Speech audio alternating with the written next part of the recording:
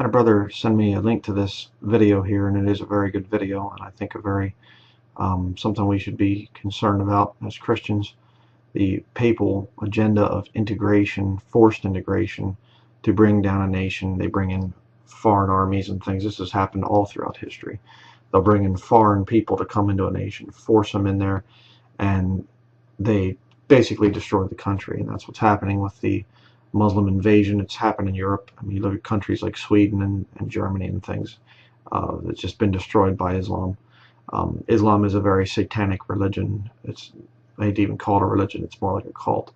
But the whole point is, it's not even so much the Islam thing. It's just these people being ripped out of the boundaries that God has set up for them. It's very bad. But I found something very interesting with what this woman says here. This Josh Tolley guy, I really don't know a whole lot about him or whatever else. I'm not endorsing him. But this is an important video, and I think people here in America should watch this. But listen to what they say about Catholic Charities. And notice also that the Jews are involved in this. There's Jews that are serving the Vatican. Don't think because I support Israel that I support everything that's Jewish. I don't. Okay? They are God's chosen people, but that doesn't mean that they're right. That's the whole point of the time of Jacob's trouble. God's judgment is going to be coming upon the Jewish people. They're very wicked. Right? Doesn't mean that my whole thing of my support for Israel is I support their right to the land. I don't support what they do. Okay? Just to clarify that. But listen, this is very important here. Listen to this coming up. And they never answered my question. That's crazy. Yeah. That's absolutely nuts.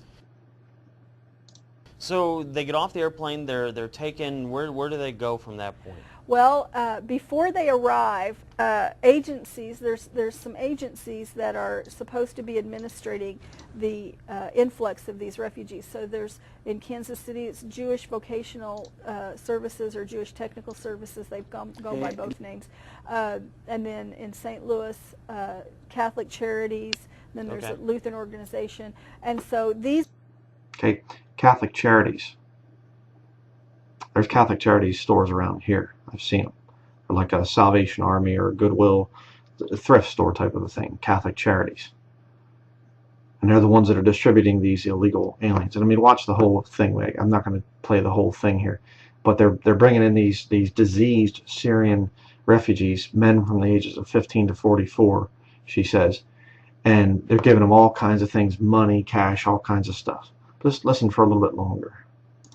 These agencies, if you will, receive funding for these refugees. They receive right off the bat $2,500 just to go pick them up. I mean, just to bring them in and process them. Okay. And so after that, then they're also awarded block grants. And the block grants are for setting up shop, so to speak, so that you can have a staff and an office and office equipment and leasing costs, all of this. So, and we know that they're making an incredible amount of money doing this. I have not been able to ascertain exactly how much money is being spent on the refugees themselves versus how much money is being awarded to these agencies. Sure.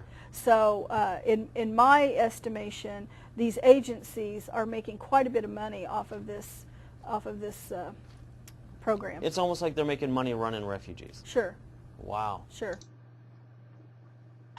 So not only is the Vatican bringing in refugees to destroy America, to destroy the freedoms that we have here, and destroy the peace and tranquility that we enjoy as American citizens. Not only is the Vatican doing this, as I've been saying, their integration agenda, they've been doing this for a long time. This is the final stages where they're going to destroy this country. Not only are they doing it, they're making money doing it. But you heard her say there that it's Jewish organizations, Lutheran and Catholic. Found this interesting here. This video here showing Lutherans and Catholics together. Just play a little bit of this.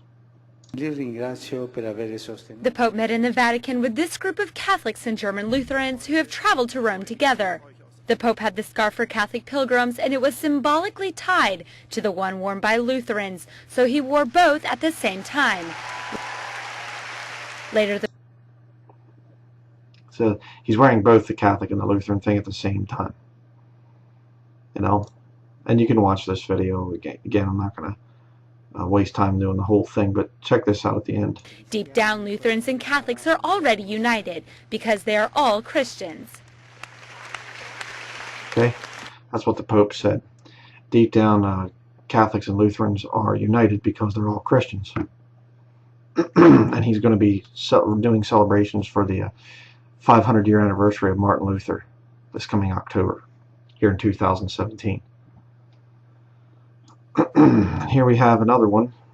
Pope visits university. Do not be afraid of migrants, he says. And he goes through here doing a speech. See if I can get to it here. Brussels were committed by young people born in Europe, but who'd not been integrated in society.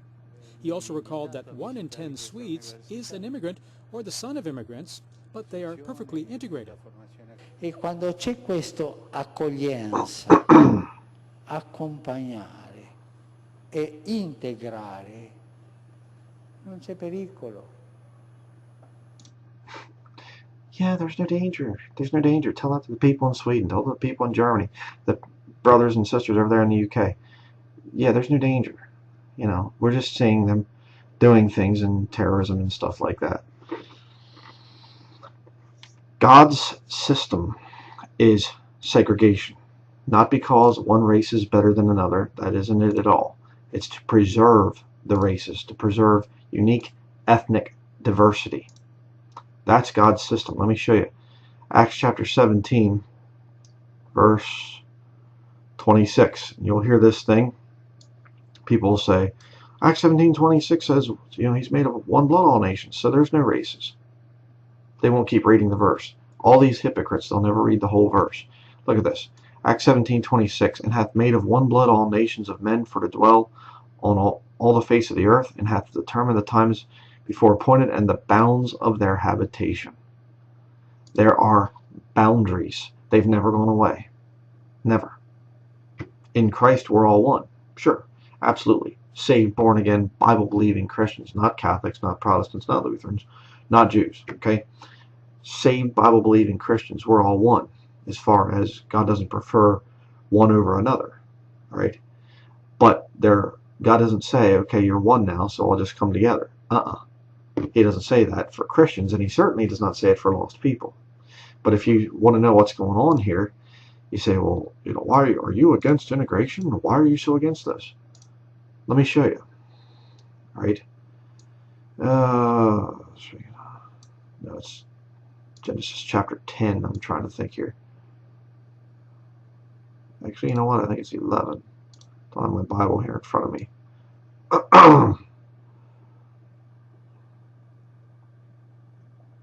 Okay, Genesis chapter 11, verse 5. The building of the Tower of Babel. All right, the ancient Babylonian pagan system. And this is where Roman Catholicism goes back to. It's you know, it goes up through Babylon, then it's the Medo-Persian, then it's the Greek, and then it's the Roman, and then Roman Catholic.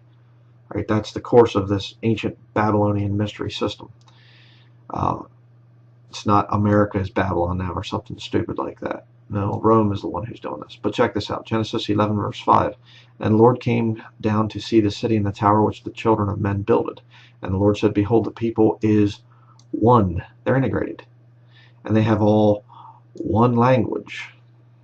And this they begin to do, and now nothing will be restrained from them which they have imagined to do. Go to, let us go down, and there confound their language, that they may not understand one another's speech. So the Lord scattered them abroad from thence upon the face of all the earth, and they left off to build the city. Therefore is the name of it called Babel, because the Lord did there confound the language of all the earth, and from thence did the Lord scatter them abroad upon the face of all the earth. All right. God does not want everybody coming together. I mean, think about it. If you're going to have a new world order, a one world government, do you have to bring people together or keep them separate? You bring the people together. That's how you have a new world order. And then you go after people like me who stand against it, and you say, you call me a racist.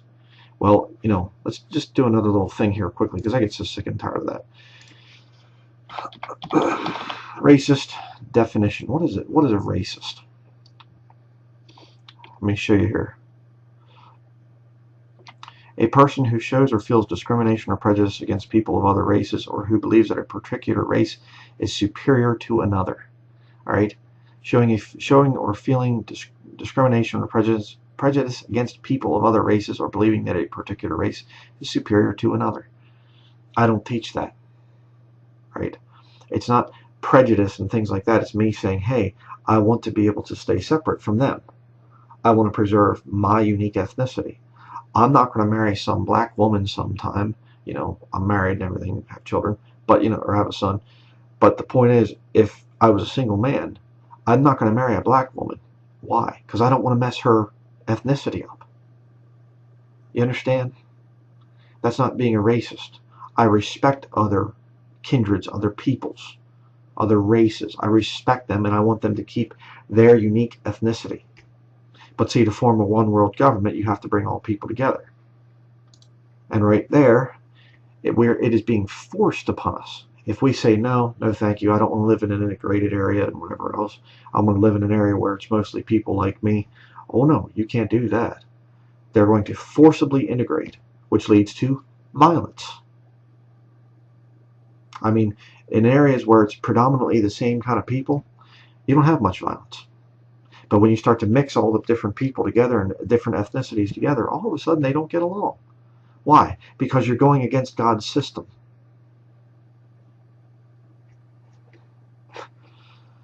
So, you know, if you want to see the whole thing, this Josh Tolley interview with this woman here, it's quite upsetting to see how they're destroying this country on purpose. But it goes right back to the Vatican, just like the Bible said, just like I've been preaching for a long time, and I get called crazy and whatever else. It's the Vatican that's behind it. Absolutely 100%. That's why I recommend that people get away from the Vatican. If you're a Catholic, you need to get saved. You need to get away from it. All right, you're not saved. You're not even allowed to say that you're saved, that you know for sure you're going to go to heaven when you die. You're not allowed to say that as a Catholic. Truly. You know, I realize there's so many varieties of what people call Catholic nowadays. But true Catholic doctrine teaches that you have to die in a state of grace. If you're constantly having to work for your salvation, you can't know that you're going to go to heaven when you die. Right? And, you know, you can debate it back and forth. I know. But it's just like, look what your church is doing, the Catholic Church. Look what the Pope stands for. You need to come out of Catholicism.